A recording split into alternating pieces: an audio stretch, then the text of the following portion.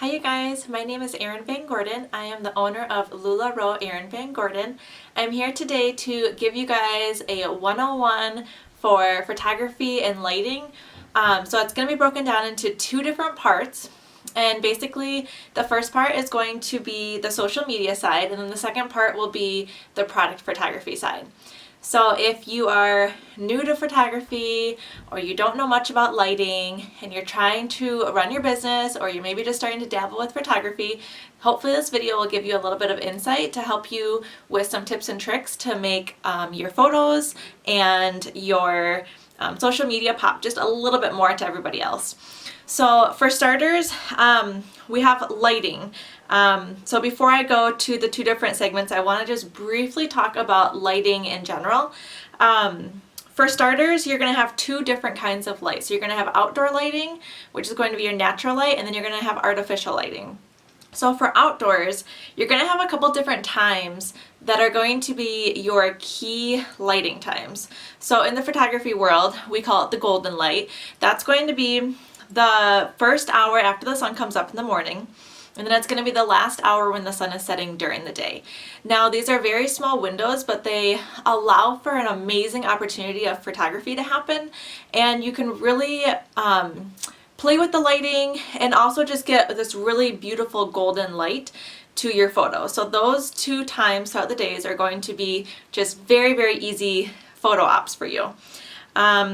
During the middle part of the day is going to be the harshest part of the day. So that's when the sun is the highest in the sky and it's coming down onto Earth and it's giving us a harsh light. So this time of the day is not going to be the best for photos, only because it's going to cast a lot of really hard shadows. So you're going to imagine that the sun's up top and the sun is going to be coming down and casting shadows within your nose, on your face, and within your body. Not saying that you can't take photos during this time, it's just a little bit more of a challenging time, especially if there's no clouds out during this time. However, this time of day is great for action shots. So if you want to do jumping shots or throwing things in the air to get some fun action shots, this is going to be your time of day that you want to do it, because there is so much light that your camera will be able to capture the best photo at that time. Okay.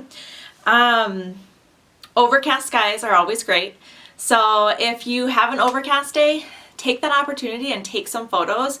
You aren't going to have harsh light because the clouds are diffusing the sun. So that way you're going to have really easy, for the most part, photos. Okay, so if you ever get an overcast day or part of the day in the afternoon that's overcast, go for it, grab your camera and just get a couple of shots for your social media.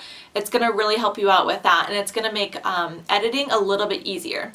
So why is light so important for photos and for editing? If you have harsh light compared to soft light, you're going to have shadows, you're going to have higher contrast in your photos. So when you go in to edit it, you're going to have these spots, whether it's on your face or your outfit or your hair, that are super exposed and bright. However, if you have softer light, it's going to create a much smoother, softer light across your face, your clothes, your hair, and you won't have any overexposed or underexposed areas, or they'll be minimal. Also, you don't want to have the sun behind you in a photo, so you don't want to be shooting directly into the lighting. If you do this, you can do it in an artistic way, but if you're doing it to get that dress or that shirt or your face in a bright, vibrant color, you're not going to get it, because the sun behind you in a photo, shooting directly into the sun, will give you a washed out look. So that's just something to remember when you're taking photos outside. If the sun's down lower in the day a little bit, or if you're, let's say, like trying to shoot an upper body and so like your daughter or son's taking a picture of you and shooting up, you want to make sure that the sun's not directly behind you. So if it's like 3 o'clock in the afternoon, position yourself in the sky with the sky and the sun, so that you're not shooting into the sun. That will give you brighter colors, so that the colors in your outfit, your necklace, your hair won't be washed out. Now we're going to move on to artificial light. So for artificial light, cool lights are going to be your best bet. Warmer lights are going to create a very, very warm image, which is going to distort the colors. So when you're using indoor lighting, artificial lights, you're going to want to use cool lights if possible. The second thing, depending on what kind of light source you have, it's going to kind of range how you do photos, but you want to just remember that you have equal lighting on your subject. So right now, if I didn't have equal lighting, half of my face would be shadowed by my nose and my eye socket right here if I didn't have equal lighting. So for example, I'm going to tune the lights out just a second just to show you guys. So I have two separate lighting systems on. I just turned my ring light off. So now you can see I'm a little bit redder. My lights are further away right now. I would have to adjust my settings if I was not using the ring light so that I was brighter for you guys. But for the sake of demo, I'm just going to show you really quick. If I turn this light off, actually I'm going to bring it closer first.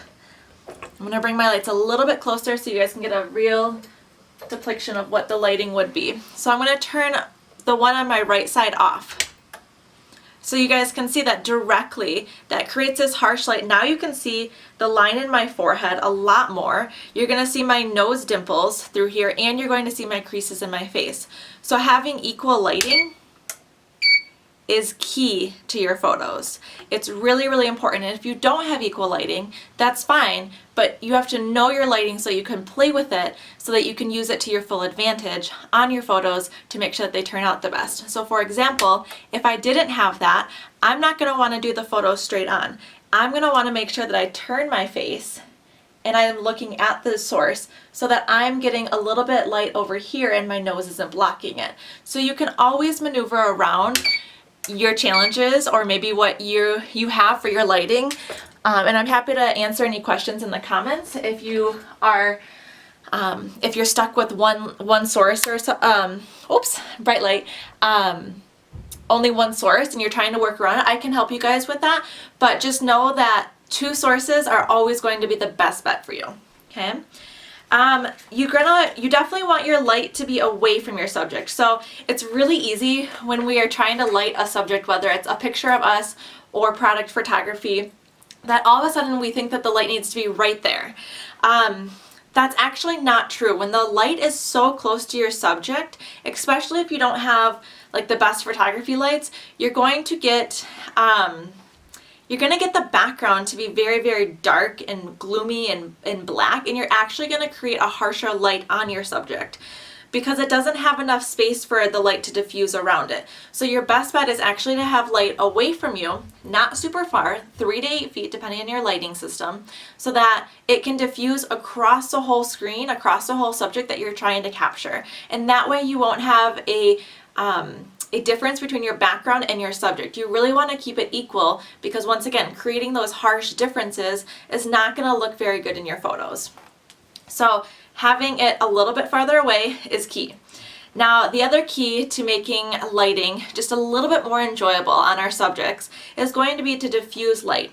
So basically you can do this in a lot of ways, and you don't have to go, I want to make sure that I stress that you don't have to go out and get the fanciest, craziest of things. You can do a lot of this under $75 would be my guess. If you don't have the means to go and buy a lighting set and all of this and that. I definitely have grown to it. I'm not one to just go out and buy one right away. But I now have a ring light and I also have two soft lights. They're umbrellas.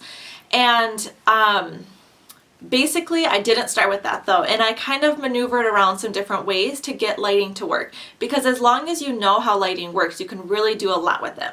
So if you have to, you can take your light and you can actually bounce it off of a wall or a ceiling to get it to diffuse to you, to make it a little bit softer. Another way to do this is to use a sheet or a thin piece of paper, a clear tub you could use. All of these are going to diffuse the light from coming through it and disperse it out and really make your subject softer. Another little tip, so two quick little things. A broader light source is going to create a softer light, like I was just saying, and a narrow light source is going to create a harsher light. So I'm going to show you guys a real quick example of this using my lighting. So for example, I'm going to turn my light around. So this is what I'm working with, you guys. So I have a lighting system like this, and I face it away, and the umbrella takes it and bounces it back to me. But I'm going to turn it and face me, and it's going to be extremely harsh lighting. Okay? So you're going to see that my hair is overexposed, and parts of this side of my face are getting overexposed, and they're very bright, okay? Now, if I'm going to move this light, I can't move it super far because I don't have a giant room, but I'm going to move it as far as I can away, and you guys are going to see the difference in the lighting.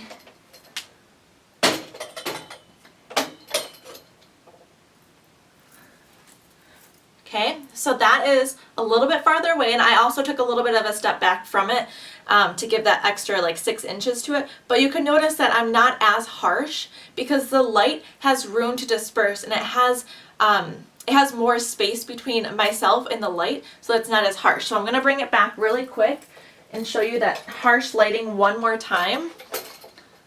So this is what happens when you have lights that are too close. So if you also look at the background, it's darker, and you're going to see my shadow too because the other light isn't as equally placed on me. Okay. Hopefully my lighting stays the same. I'm not going to put the umbrella back up. Okay, you guys, let's see. I gotta look at my notes to see. So we're going to transition into social media. So social media is huge, right? We can all agree that social media is going to be very easy to do bad, but also very easy to do really, really good if you have the keys. I think we can all agree that there are definitely pages that we are just drawn to visually because the lighting, the color, the subject, the story is all very, very interesting. So when you're doing your social media, you want to keep those things in mind too. All right, so for social media, we have 2 things, photos and words. Now, social media is more than just photos, it's also the words. You have to connect with your viewers and you have to tell a story. You can't just go on and post a photo and hope that people see it and are drawn to it. You have to create a story with the photo. But we'll get to the words in a second. For starters, photos. So there's 4 main things that you're going to want to think about when you're doing photos. The first is lighting and your edits. The second is going to be your background. The third is going to be your framing, and the fourth is going to be the angle. So for starters, I'm going to talk about lighting and edits. So we just talked about lighting. We talked about the artificial versus the natural lighting. You're going to want to figure out which one you like more. If you like to do artificial lights more, work with artificial lights more. Create your niche through artificial lights if that's what you want to do. If you want to do both, you can, but just know that the edits will be different because artificial light and natural light do project a very different photo. When you're doing edits, you want to make sure that you never over edit photos. It's very, very easy to oversaturate, over brighten, over contrast photos. But you want to keep in mind that you want your photo to be natural. So when editing it, always make sure to revert back to the original, and that'll help you notice if you've over edited. So just by like on Instagram, you can just hold down the photo, looking at that and comparing it to say, is this okay? Is this visually too different? That will help you know if you're over editing. But one also really easy tip with social media is go follow awesome pages. Go look at whether you're into fitness or food or people, clothes, whatever it may be. Maybe it's travel, or maybe it's different hotels and buildings and architecture. But go ahead and look on social media and follow. Go follow 10 to 15 new pages today that are interesting and visually pleasing to you. Just following those and having them pop up in your daily feed will give you some tips and tricks just naturally from looking at it. And it's just a very simple, natural way to learn and educate yourself. Then there's the background. So you want to make sure that the background is not too busy. You don't want to overfill a photo. It's really, really easy to have a busy background, busy outfit, busy photo. But the easiest thing to grab somebody's eye is actually a simple photo. Now that doesn't mean that your background has to be plain. It doesn't mean that at all. All that means is that the subject that you're putting in the photo has to be interesting. So if your background is busy, don't put your person, your subject far back, and it will get lost in the crazy busy background. If you have a crazy busy background, bring your subject closer. Do a cool angle, whether it's low, whether it's high, whether it's close, and really position the subject as the main focus and have the background be a background. So that's a really easy way to have a busy background, but really have the focus be your subject in the photo. The third thing is going to be framing. that kind of goes in place with the background. You really can play with framing. You can position yourself to the side of the frame. You can position your arm coming closer to the frame. You can position yourself falling backwards. You can have different angles, like I was talking about a second ago, lower, higher, or maybe off the frame even a little bit. So there's tons to do. If you want to just look at a little bit, just type in Google different photography framings and you'll see tons of different examples, and just pick out the ones that visually stand out to you, screenshot them, look at them, study them, like 10 of your favorites, and you will be able to recreate them just by studying them a little bit more. The last one is angles. So learn, if you're taking photos of yourself, learn your angle. Learn what angle you like best of yourself, or learn what angle your viewers like best. So sometimes the angle that we like the most isn't what viewers like the most, and that's totally fine. But the sooner that you learn that, the faster that you can grow on social media, because your viewers are looking to see you for what they like, right? That doesn't mean that you have to go outside of what you are, who you are, but that just means to make sure that you're also remembering to cater to your viewer. So don't always do the same cheese face or hiding your face or whatnot, whatever it may be, but remember to switch it up to see what your viewers like also. The angle of your product, if you're showing a certain product, make it interesting, make it visually different, and make somebody look at it and wonder, what is this? Or why is it this way? Or wow, I want to see more. The more that you can create that interesting side for your viewer, the more that they're going to come back and look to see what other photos you have. The second for social media are words. So with words, you want to be creative, you want to be unique, and you want to be yourself. Also, social media is huge for being positive. The more positive and upbeat you can be, people are going to be drawn to that. Who loves going online and seeing some really positive, awesome stuff? I know that it brightens my day. So the more positive that you can keep it, and also relatable, will draw viewers. Hashtags are huge. So if you aren't getting viewers, or you don't know what's happening, and you focused on the lighting, you focused on the editing and all that jazz, work on hashtags. You can go and actually Google the top hashtags for this or that. So whether you're doing clothes, whether you're doing travel, whatever it may be, you can go and Google some really awesome hashtags and some different magazines or some different challenges maybe for the year that are going on. There's a lot of different challenges and giveaways that are happening. That's a really, really good way to target a lot of people and get them to see your picture, because then it will pop up on Instagram's feed at a certain spot. Also, you can join Facebook groups. So if you're still wanting more information, go look at Facebook groups. There's different photography groups, lighting groups, social media groups. There's all these different groups that you can go, and you don't have to feel awkward about asking questions or anything. You can just go and browse everybody's information. So that's a really good resource if you don't want to go out and buy books and spend money on that and like dive in super hard to photography or lighting. You can just browse the different groups and find tips that you may need or that relate to you or you understand.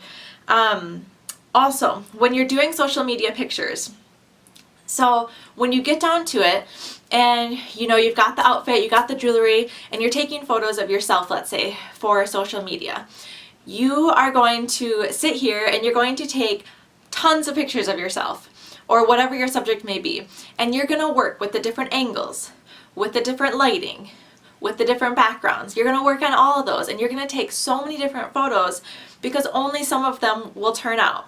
So you bet your bottom that my pictures are not turning out the first time around. It's not just like that and they're perfect, because I am picky and I am so particular on lighting, background, and this and that. So when you do it, just set your camera up, grab a tripod, set your camera up on, grab a little clicker. That way you can just sit here and click and hide the clicker, whether it may be, you know, in your hand or wherever it is.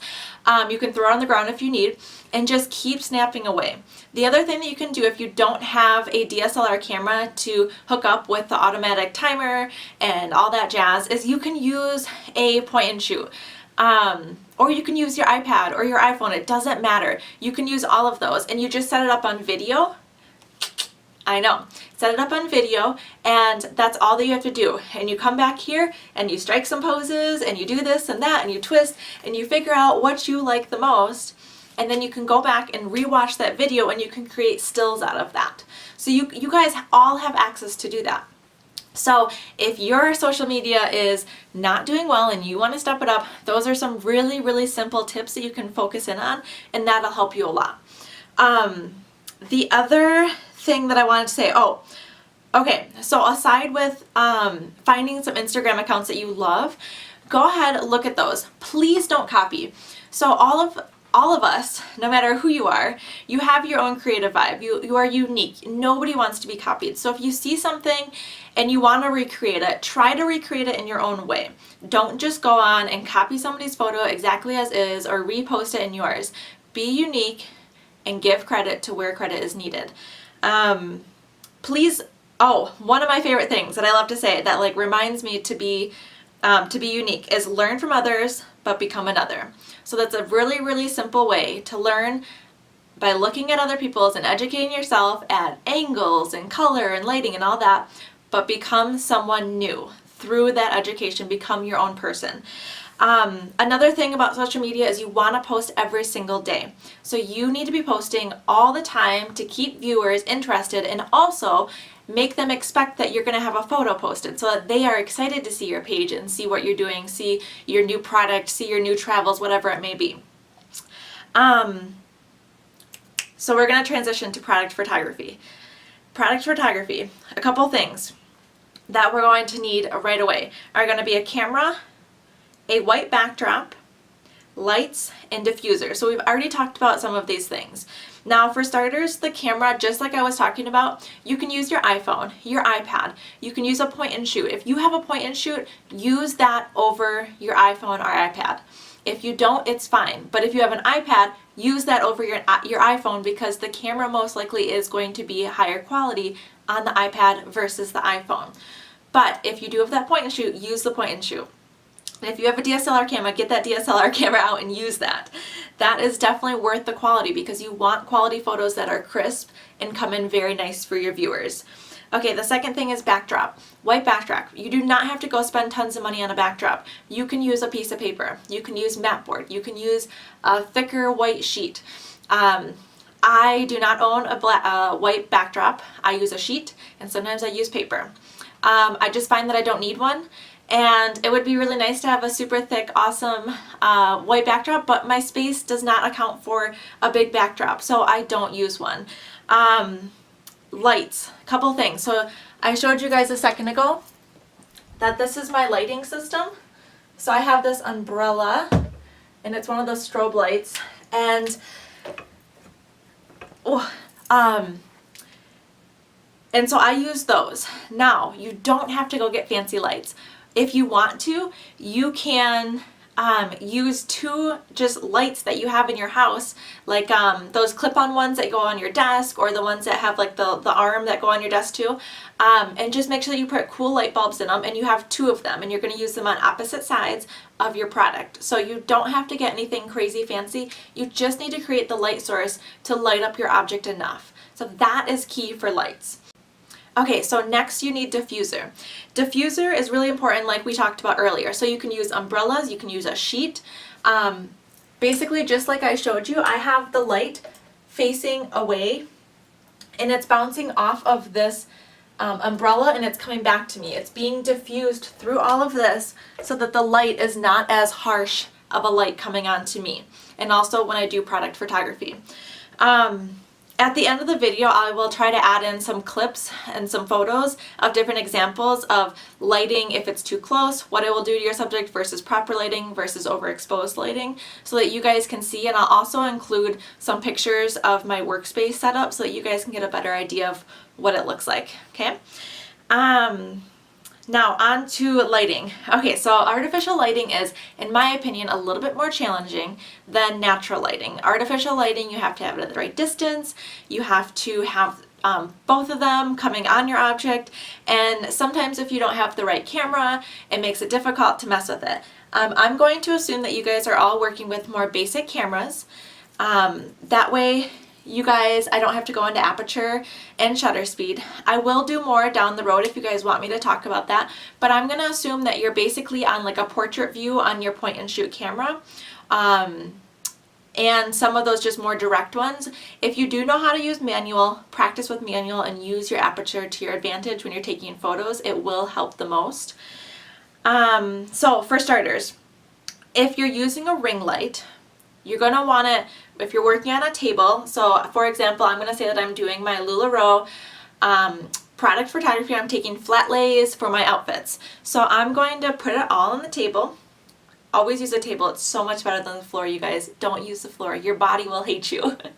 And the ring light is going to be at least 3 feet up to like 7 feet away from my product, because you don't want it to be too close or too bright, or else it will just overexpose and it will make very harsh lighting on it. Okay, so I have the table, and then farther up I have the lighting system farther up. Then I have to use a chair that I stand on, and I shoot through my ring system to get my photo. So I shoot directly through the ring, and I do use a flash. So if you have a flash in your camera, use it. It'll be to your advantage. Let's see. So you're going to want to use the double lights like I talked about. So when you have your table set up, you're going to have one on the left and one on the right, and they're going to be angled higher and shooting down on it. So you don't want it to be like, if you're using, that's if you're not using the ring light. So if you're using the 2 lighting systems, you're going to want them to come up on both sides and shoot down at an angle. That way it will spread the lighting out. Also, for this, make sure that the light's farther away. You don't want your lights to be suffocating your subject and your product. That will not make it look good. It will not make the blues true blue or whatever color it may be. You want those colors to be accurate for all of your customers and viewers so that they know what it actually is. Let's see. So we have, okay, I already talked about the iPad versus iPhone, and then edits. So for your product photography, edit your images. Do not over edit. This is so important to be a very strong product photographer. You cannot over edit. You cannot change your photos of what your product is to make it look better, but you can improve it. So when you're editing, your photo is probably going to be darker than what it truly is. Especially if you're not using a DSLR camera, your photo will be a little bit dimmer. So when you go into edits, all that you have to do is you have to just brighten it. But you have to be careful when you brighten photos. You don't want to over brighten, so just do a little bit at a time. And you can also lighten the shadows. Most photo editing apps will have this super easy to use. So you can use Photoshop Elements, you can use Lightroom, all of these are apps on your phone. Snapseed, I'll have to look at my phone and list them down below, but there's so many out there, and I use a variety because it depends on what I'm trying to edit, because I am so particular in photos. But if you are new to it, all you need is one and it will work for you. You just need to brighten it up a little bit on the edits. Also, when you're doing flat lays, you're going to want to use accessories and shoes, and you're going to want to style it. Everybody that's looking at your page wants to have the work already done. They don't want to have to look at your flat lay and imagine what shoes or what jewelry to match with it. They want to look at it and see, oh my gosh, I love this bold necklace that she put with it. Or, oh my gosh, those sandals are adorable. I would love to get strappy shoes. That outfit's complete. So you don't want your customer to have to keep working when they look at your photo. You want them to look at it, and then you want them to say, where the heck did you get your shoes? I need to go get myself a pair of those to go with that outfit. So make sure that you're always crafting them and making them different and unique and stylized based on the season, based on the styles that are happening. I don't have a lot, but what I do is I watch at garage sales and any kind of hand-me-downs for my sister, and I am like on point for anything that would photograph well. And being able to photograph it well just takes time and practice once you start learning. But I am like always on the hunt for jewelry pieces and shoes that are super discounted and cheap that will just help the photo look a little bit better and help my viewer figure out if they want that outfit. So that is key. Also, you're going to want to try different angles for your flat lays. So you don't want to just do every single one from the same straight on position. You want to angle it a little bit. You want to switch it up so that your customer knows that this outfit is like, you can't miss it, you know, you can't pass it up. So practice your angles and figure out which angle is the best for you and for your outfits. Okay, that just takes practice. very quickly, I'm going to go over a couple other quick things before I finish up. So lighter clothes and darker clothes. So really quick, when you have a lighter item like this Joy, this is a large Joy, white and black, you're going to have a lot of light coming off of this because it's light compared to this darker Joy. This is a large Joy also, but this is darker. So you guys can see the light source and how much you can see. You don't want this to be all black. You want to be able to see that red in there. So you're going to lighten up your photos or bring more light into the source when dealing with darker clothes. When dealing with lighter clothes, you're going to take away a little bit light because you don't want it to be overexposed. You don't want that bright to be like gleaming in your photo. You want it to be true white. So in order to do that, you need to take some light away from the subject. You need to dimmer down your light a little bit. That's a really easy way to make sure that your photo is not underexposed or overexposed. I like to separate my clothes. I put them in darker piles and then lighter piles. It's a little bit more time consuming, but it makes my life for photography faster. So that way when I'm going through, I don't have to worry about changing my lighting on my camera that much because I know that the darks, the mediums, and then the light clothes are already piled in, and that's just how I shoot. It makes it super easy when I do outfits. Other thing, just about the edit. So this is my last little tip. Don't over edit. Make them natural and make the coloring gentle and light. Do not make them neon, crazy, super saturated. All you really need to focus on is sharpening a photo and making it a little bit brighter. And if you guys do that and focus on those little tips with the few other tips that I shared with you guys today, your photos are going to be looking so much better for social media. So I hope that this video was helpful, and I hope that you guys learned a few new tricks and you guys can take this to your social media pages and improve them a little bit, get some new viewers and gain some new followers. If you guys have any questions at all, put it down in the comments. I'll make sure to get back to you guys. And if you guys do want some more videos, let me know below and I can do some more detailed videos on aperture, shutter speed, or get a little bit more detailed even into my product photography or social media if you guys want. I just tried to touch on the basis of everything today, so I hope that's helpful. And thank you so much for tuning in and watching. Take care, you guys.